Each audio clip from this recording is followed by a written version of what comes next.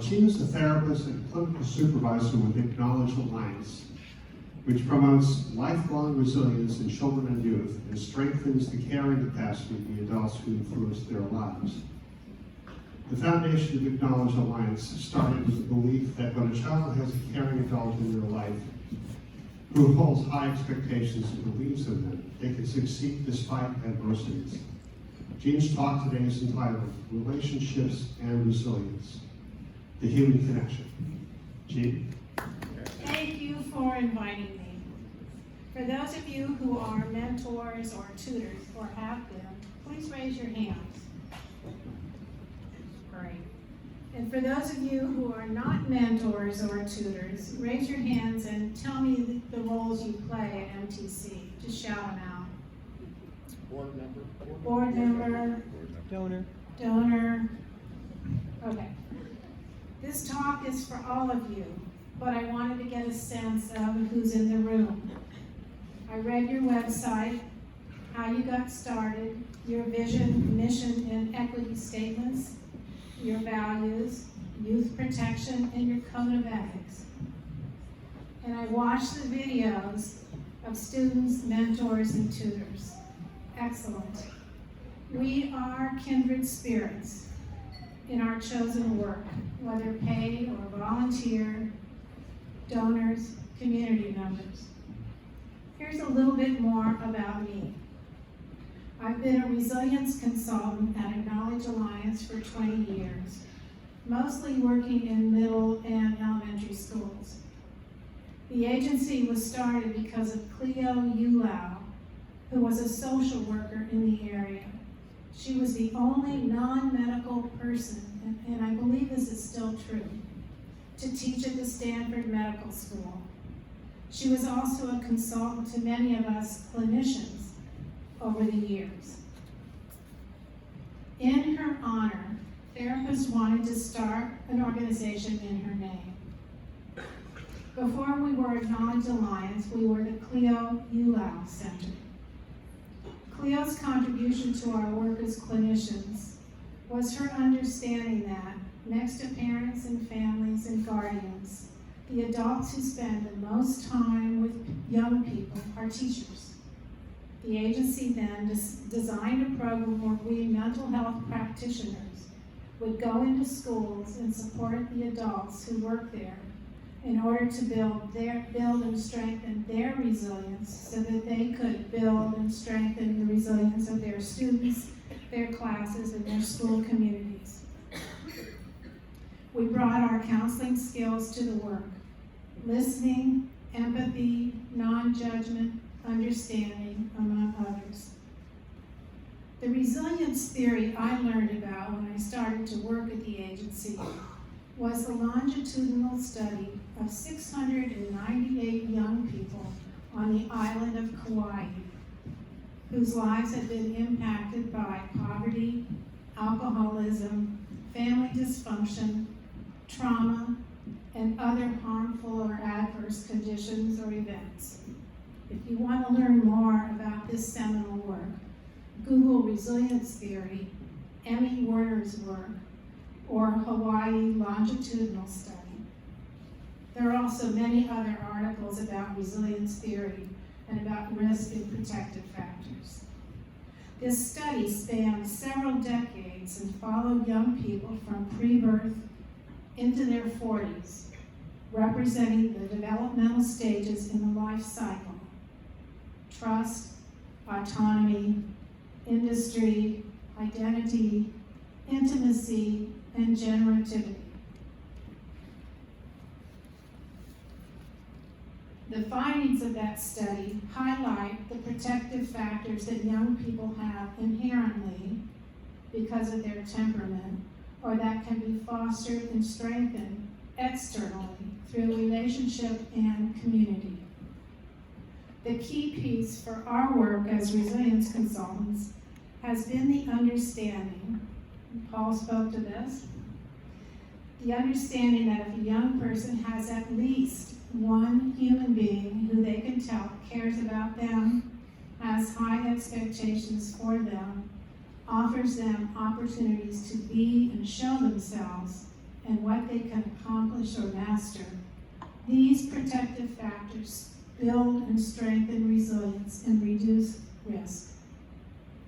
After following the young people for decades and observing their protective factors, the research data shows that a large percentage of these at-risk young people grew up to be successful, thriving adults. Here's a quote from additional research that's from that study. Quote, "The life stories of resilient individuals have taught us that competence, confidence, and caring can flourish even under adverse circumstances if youngsters encounter persons who provide them with a secure basis for the development of trust, autonomy, and initiative," unquote. This is where relationships come in. It's through relationship that resilience grows. I hope you can see how resilience theory applies to what MTC is about. I titled my talk tonight, Relationships and Resilience, the Human Connection. One of my goals for tonight is to remind you of what you already know, who we are as human beings. This is what I believe to be true about us as humans. We have unlimited intelligence. And by intelligence, I mean the ability to come up with brand new responses to each situation we find ourselves in. This intelligence is flexible and creative. It means we have the capacity to meet each moment in time with openness and freshness, or to meet a difficult or challenging moment with the ability to bounce back, to be resilient. As humans, we are also cooperative. We like working together, helping each other, collaborating. An interesting note that I found when planning for this talk and reading the literature about the Kauai study was that decades after the original study, follow-up research and data was collected about the people of the island of Kauai. The Hawaiian word kokua means cooperation and describes the island's spirit.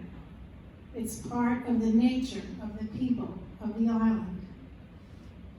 I'm sure that this spirit of kua, of cooperation, as intangible as it is, played a large part in developing the resilience of the Kauaian young people growing into adulthood.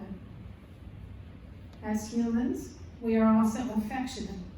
We like each other. We enjoy taking on challenges.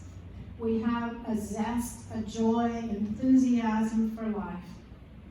We are hardwired for connection. We seek each other out. Yeah. Yes. We are meant to be together. Pause for a moment and reflect on this. We humans are infinitely intelligent, flexible, creative, cooperative, affectionate. We like challenges. We have a zest for life, and we want to be connected. We are resilient. Our connection and our connectedness are central not only to the work we do, but how we live in this world together. One place to observe this is by watching babies. Even before we are born, we are connected to another human being in utero. We are held and nurtured there because of and through our connection, literally, to another human being. And when we come out into this world, we look for and reach for connection. The newborn reaches for mother or mother figure. Mother, father, or other adults who are present reach for the little one. It's a mutual reaching for each other. I believe that this reaching for each other, this wanting connection, is what carries us through life and gives life meaning. But I cannot talk about our work with young people or our work in schools, or in life really, without talking about some of the things that get in our way and prevent us from making the connections we truly want.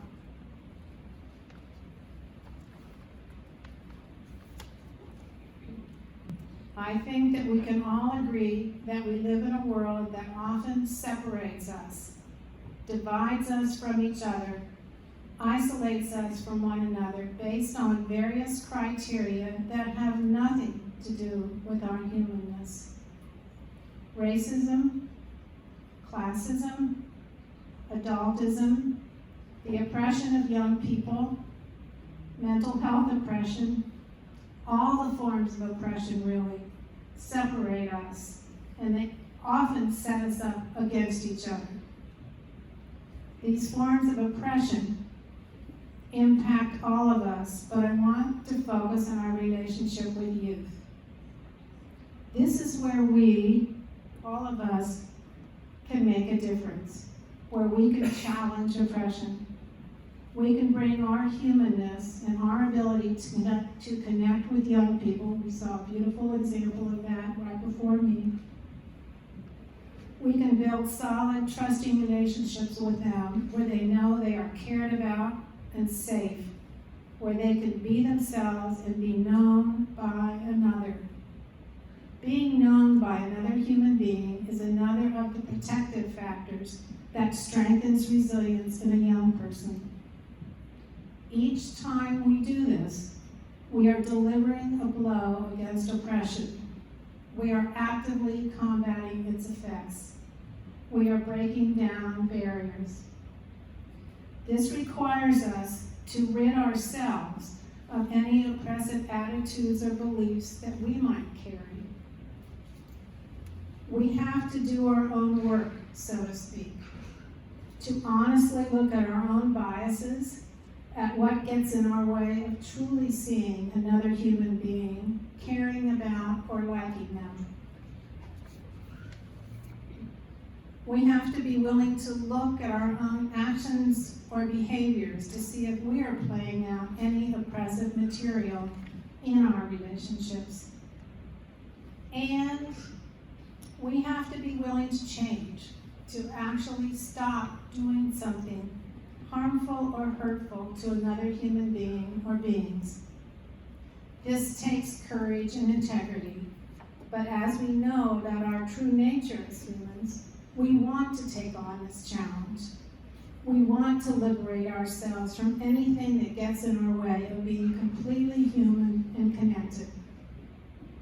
As we take up the challenge and take responsibility for eliminating racism, classism, or other oppressions from our minds and our actions, we are freeing ourselves to be in real human relationships with each other, and often with people different from ourselves. I want to leave you this evening with a message about your significance. Whether you are a mentor or a tutor, a donor, a staff member, or a community member interested in and supporting MTC, you are significant. You have chosen to connect with and build human relationships with young people, or to support that effort. That choice, that decision, is a contradiction to young people, to the oppression of young people. You are communicating to them that they matter, that you care about them, and that you want to know them, and that you support their hopes and dreams and goals. I hope you can tell how much of a difference you are already making in those relationships. But I want you to consider the future. Look down the road 20, 30, 40 years. What you have built or are building now lasts a lifetime.